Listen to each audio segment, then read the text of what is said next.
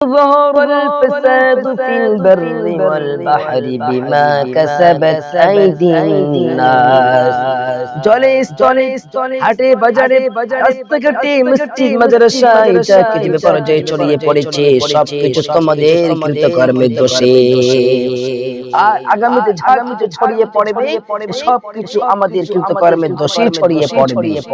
আমরা গুনাহ করেছি, খারাপ কাজ করেছি, চুরি করছি, ডাকাতি করেছি, জেনা করেছি, ব্যভিচার করেছি এবং আমরা শান্তি খুঁজতে চাচ্ছি, আমরা শান্তির আশা করছি। এটা হচ্ছে বোকামোকা, বেওকুফের মতন চিন্তা ভাবনা, পাগল।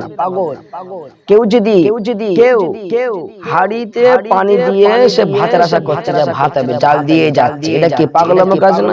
ঠিক তেমনই আমরা গুনার কাজ করব এবং শান্তির আশা কখনো হতে পারে না। আমরা যতই গুনাহ করব ততই বিপর্যয় ছড়িয়ে পড়বে। আল্লাহ রাব্বুল আলামিন আমাদের সকলকে এই গুনাহকে বর্জন করার তৌফিক দান